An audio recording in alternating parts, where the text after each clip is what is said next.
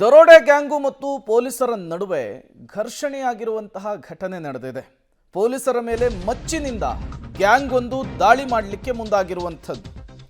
ಓರ್ವನ ಕಾಲಿಗೆ ಫೈರ್ ಮಾಡಿದ್ದಾರೆ. ಈ ಸಂದರ್ಭದಲ್ಲಿ ಪೊಲೀಸ್ ಇನ್ಸ್ಪೆಕ್ಟರ್ ಅನ್ನೋದು ಗೊತ್ತಾಗ್ತಾ ಇದೆ. ಹೊನ್ನಾಳಿ ತಾಲೂಕಿನ ಅರಬಘಟ್ಟ ಕ್ರಾಸ್ನ ಬಳಿ ನಡೆದಿರುವಂತಹ ಘಟನೆ ಇದು.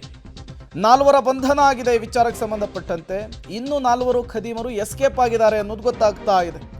2 ಕಾರ್ನಲ್ಲಿ ಬಂದಿದ್ದಂತಹ ಯುಪಿ ಮೂಲದ ದರೋಡೆ ಗ್ಯಾಂಗ್ ಬ್ಯಾಂಕ್ ದರೋಡೆಗೆ ಬಂದಿರುವ ಶಂಕೆಯ ಮೇರೆಗೆ ಪೊಲೀಸರು ದಾಳಿ ಮಾಡಿ ಇವರನ್ನು ವಶಕ್ಕೆ ಪಡೆದುಕೊಳ್ಳೋದಕ್ಕೆ ಹೋಗ್ತಾರೆ. ಈ ಸಂದರ್ಭದಲ್ಲಿ ಸಿನಿಮೀಯ ರೀತಿಯಲ್ಲಿ ಈ ಘಟನೆ ಆಗಿದೆ. ಪೊಲೀಸರು ಮತ್ತು ದರೋಡೆಕೋರರ ನಡುವೆ ಒಂದು ಘರ್ಷಣೆ ಆಗುತ್ತೆ.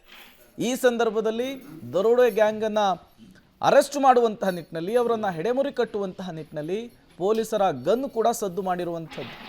ಯುಪಿ ಗ್ಯಾಂಗ್ ಮಾರಕಾಸ್ತ್ರಗಳ ಸಮೇತ ದರೋಡೆಗೆ ಬಂದಂತಹ ಸಂದರ್ಭದಲ್ಲಿ ಪೊಲೀಸರು ಅವರನ್ನು ಲಾಕ್ ಮಾಡಲಿಕ್ಕೆ ಮುಂದಾದಂತಹ ಸಂದರ್ಭದಲ್ಲಿ ಈ ಘರ್ಷಣೆ ಆಗಿದೆ.